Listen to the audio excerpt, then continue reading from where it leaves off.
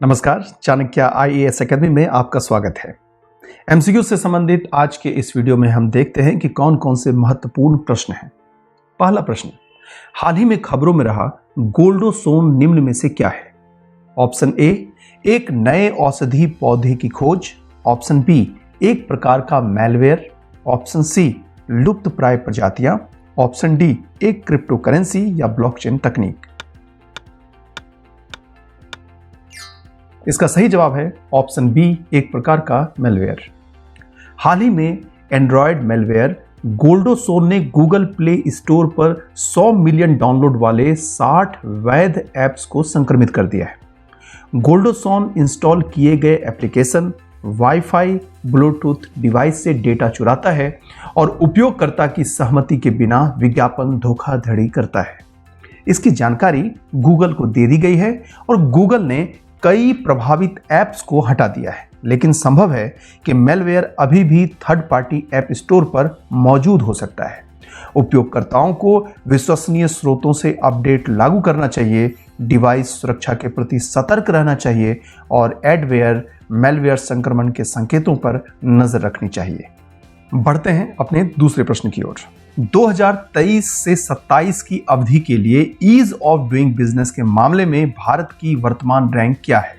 Option A 14वीं, option B 10वीं, option C 6ठी और option D 17वीं। इसका सही जवाब है ऑप्शन बी, मतलब 10वीं। इकोनॉमिस्ट इंटेलिजेंस यूनिट ने ईज ऑफ डूइंग बिजनेस पर एक रिपोर्ट जारी किया है। इसके अनुसार भारत में ईज ऑफ डूइंग बिजनेस का रास्ता और भी आसान होता जा रहा है। इकोनॉमिस्ट इंटेलिजेंस यूनिट के सर्वे में 17 देशों को शामिल किया गया। भारत ने इस बार टॉप 10 में स्थान बना लिया है। 2023 से 27 के इकोनॉमिस्ट इंटेलिजेंस यूनिट सर्वे के अनुसार बिजनेस की दुनिया में भारत 10वें स्थान पर है। इससे पहले 2018 से 22 ईज ऑफ डूइंग बिजनेस में भारत 14वें स्थान पर था। भारत को 10वें स्थान पर लाने में foreign trade, exchange control, infrastructure और तकनीकी तत्परता का सहयोग रहा है। देखते हैं तीसरा प्रश्न। वाराणसी में कृषि प्रमुख वैज्ञानिकों, संक्षेप में MACS, की G20 बैठक में भारत द्वारा निम्न में से किस प्रस्ताव को पेश किया गया है? Option A Maharshi, option B Rishi, option C Saptarishi, option D तपस्वी। इसका सही जवाब है ऑप्शन ए महर्षि। भारत द्वारा वाराणसी में कृषि प्रमुख वैज्ञानिकों, जिसे संक्षेप में हम MACS कहते हैं, जिसका full form meeting of agricultural chief scientist होता है, कि G20 बैठक में बाजरा और अन्य प्राचीन अनाज अंतर्राष्ट्रीय अनुसंधान पहल, जिसे संक्षेप में महर्षि कहते हैं, और अगर फुल फॉर्म की बात करें तो millets and other ancient grains international research initiatives है, के प्रस्ताव को पेश किया गया है। प्रस्ताव का उद्देश्य 2023 और उसके बाद के बाजरा के अंतर्राष्ट्रीय वर्षों के दौरान अनुसंधान सहयोग को आगे बढ़ाना और बाजरा और अन्य प्राचीन अनाजों के बारे में जागरूकता पैदा करना है। MACS 2023 का विषय स्वस्थ लोगों और ग्रह के लिए सतत कृषि और खाद्य प्रणाली है। MACS एजेंडे में खाद्य सुरक्षा, लचीली कृषि खाद्य प्रणाली, डिजिटल कृषि और कृषि अनुसंधान एवं विकास के लिए सार्वजनिक निजी भागीदारी पर तकनीकी सत्र शामिल हैं। चौथा प्रश्न, भारत में ओडिशा सरकार द्वारा आयोजित पहली जनगणना का विषय कौन सी पक्षी प्रजाति थी? ऑप्शन ए भारतीय रोलर, ऑप्शन बी हिमालयन मोनाल, ऑप्शन सी मैंग्रोव पित्त, ऑप्शन डी सफेद गले वाली किंगफिशर। इसका सही जवाब है ऑप्शन सी मैंग्रोव पित्त।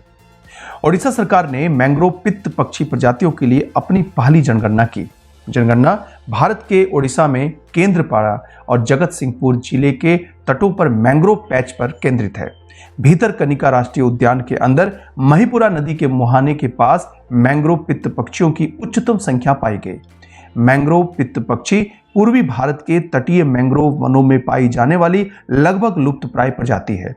तटीय मैंग्रोव के साथ मैंग्रोव पित्त पक्षियों के वितरण, आवास और प्रजनन पर जानकारी एकत्र की गई थी।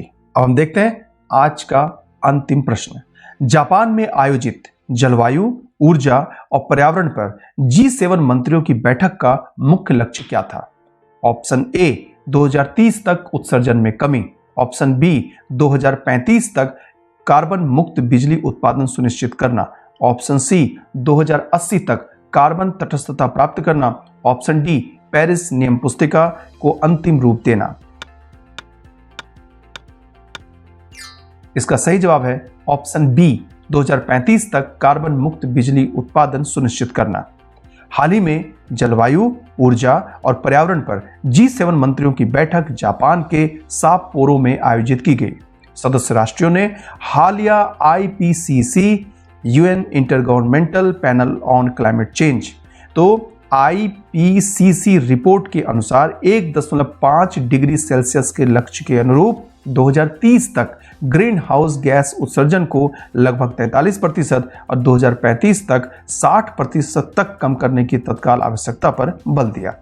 G7 2030 तक 150 गीगावाट की अपतटीय पवन क्षमता और 2030 तक 1 टेरावाट से अधिक सौर पीवी मतलब फोटोवोल्टिक की सफलता में तेजी लाने के लिए प्रतिबद्ध है। हालांकि जापान, अमेरिका और यूरोपीय संघ की आपत्तियों के साथ समूह यूके और कनाडा की 2030 तक कोयले के चरणबद्ध तरीके से समाप्त करने के प्रस्ताव पर सहमति नहीं बना पाए। इसके बजाय मंत्रियों ने सहमति व्यक्त की कि G7 देशों के भीतर या विश्व स्तर पर कोयला आधारित बिजली स्टेशनों की और आवश्यकता नहीं होनी चाहिए। इस प्रकार MCQ से संबंधित आज के इस वीडियो में हमने कुल 5 प्रश्नों को आपके सामने हम लेकर आए।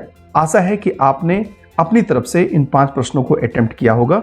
आपसे अनुरोध है कि आपने जितने भी प्रश्न को अटेम्प्ट किया है आप हमें कमेंट सेक्शन में जरूर बताएं कि आपके कितने अटेम्प्ट सफल रहे।